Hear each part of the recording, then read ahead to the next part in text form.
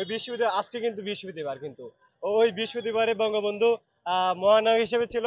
আজকে সে কালপিট হিসেবে সবার সামনে প্রকাশ পেল স্টার উইকেন্ড, যেটা ব্রিটিশ আমলের পত্রিকা ছিল। আর ব্রিটিশ আর লেখা আছে যে হার্স ফাদার্স ডটার, তার বাবার মেয়ে। তার 1971-এর যে মুক্তিযুদ্ধ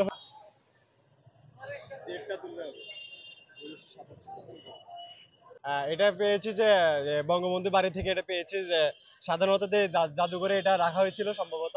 এটা ছিল যে 1927 সালের 29শে ফেব্রুয়ারি বৃহস্পতিবার। আর ওই বৃহস্পতিবার আজকে কিন্তু বৃহস্পতিবার কিন্তু ওই বৃহস্পতিবারে বঙ্গবন্ধু মহানায়ক হিসেবে ছিল। আজকে সে কালপিট হিসেবে সবার সামনে প্রকাশ পেল এবং আহ, প্রকাশ পেল। আর এখানে লেখা হয়েছিল যে স্টার উইকেন্ড, যেটা ব্রিটিশ আমলের পত্রিকা ছিল। আর ব্রিটিশ আর লেখা আছে যে হার্স ফাদার্স ডটার, তার বাবার মেয়ে। তার 1971-এর যে মুক্তিযুদ্ধ হয়েছিল, তার মুক্তিযোদ্ধার নাম করে যে তার বাবা শেখ হাসিনা, যে প্যাসিস্ট সরকার প্যাসিস্ট হাসিনা, তিনি 1927 সালে মতো ওই সময় সরকার ছিল এরশাদ। এরপরে নির্বাচনের জন্য তার বাবার নাম করে নির্বাচন প্রচারণা চালানোর জন্য এই পত্রিকাটা ছাপানো হয় এবং ছাপানো হয়েছিল।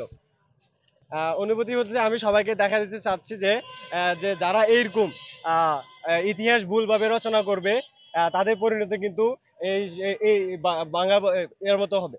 বাংলা হ্যাঁ, স্কুলের মতো হবে। আরো কিছু পেয়েছি, যেটা হচ্ছে যে ওবায়দুল কাদের একটা মন্তব্য পেয়েছিলাম এর বইয়ের একটা ধ্বংসস্তূপ, যেটা অর্ধেক পুড়ে গেছে। এভাবে আমরা পুড়ে দিব সব ভুল ইতিহাসগুলো। সেখানে ওবায়দুল কাদের লেখা আছে যে এখন সততার বড় দুঃসময়। এটা কিন্তু আমাদের গানের নিজে একটা জলজন্ত উদাহরণ হিসেবে 2024 সালে দেখা দিয়েছে। তারপরে আমি দেখা দিতে চাই যে বঙ্গবন্ধু ইতিহাসের মহানায়ক আহ, আহ, এই বঙ্গবন্ধু, যেটা কিন্তু ভুলভাবে রচনা করা হয়েছিল। আমরা সবাই জানি ইতিমধ্যে, যেটা শিক্ষার্থীদের এবং কি সবাইকে এটা রচনা করে স্বাধীনতার ঘোষণাপত্র। এটা একটু হাতে দিয়ে ধরেন দেখি যে স্বাধীনতার ঘোষণাপত্রটা আসলে যতটুকু দেখা যায় সামনে আসবে।